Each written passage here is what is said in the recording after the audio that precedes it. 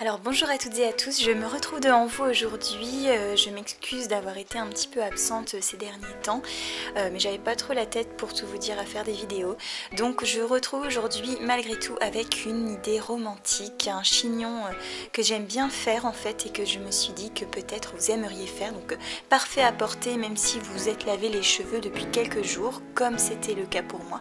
Donc je commence tout simplement en ayant discipliné un petit peu mes cheveux et en fixant en fait deux petites pinces sur les côtés. Et on va prendre ensuite les cheveux au milieu, donc derrière la tête, et on va commencer à séparer en trois brins.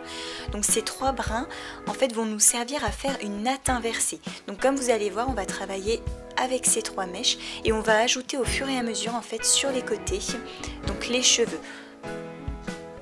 Fait bien attention à ne pas en oublier et en fait on va avoir une sorte de banane de natte à l'arrière, vous allez voir. Enfin moi j'avoue que j'aime beaucoup le rendu et c'est je trouve très rapide à faire.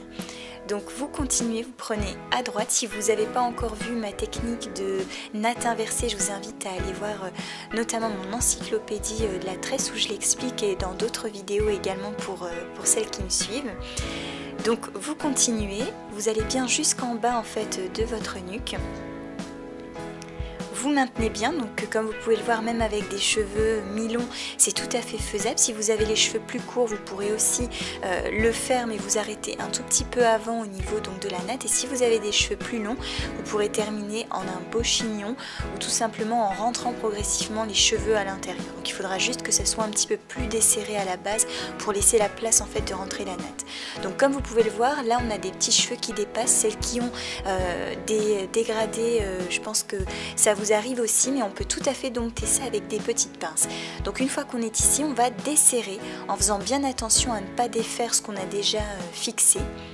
Vous prenez les parties de cheveux, les extrémités de la tresse et vous desserrez petit à petit, côté par côté. Et vous continuez de fixer en bas pour que ça tienne bien. On attache justement ces petites mèches qui dépassent, on les insère dans la natte avec des petites pinces rondes ou plates. Et puis moi ce que je vais faire, je vais retirer les pinces que j'avais mis au préalable pour m'aider à faire cette natte. Donc une fois qu'on est là, j'attache juste à ce niveau-là pour être sûr que ça tienne bien et voici le résultat. Donc ça n'est pas terminé, je me suis dit que pour un look encore plus bohème, il y avait une autre petite solution qui était toute simple. Donc on va prendre les mèches sur le devant et on va les retirer en fait du chignon, de la coiffure qu'on a faite pour habiller en fait le visage et donner ce côté encore plus romantique et bohème. Donc j'en retire pour ma part des deux côtés. Et je me dis simplement que pour parfaire ce look, une petite rose ira parfaitement dans mes cheveux. Donc je l'ai pris volontairement dans les tons en tout cas de mes boucles d'oreilles et de la couleur du jour et je l'insère à la coiffure. Donc voici le résultat. Comme vous avez pu le voir, ça n'est pas quelque chose de très compliqué. Je pense que je vais commencer à vous refaire des vidéos avec une seule coiffure pour pouvoir aussi vous en faire un petit peu plus souvent.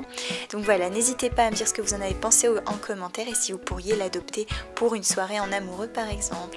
Voilà, donc je vous fais de gros bisous et je vous dis à très très vite.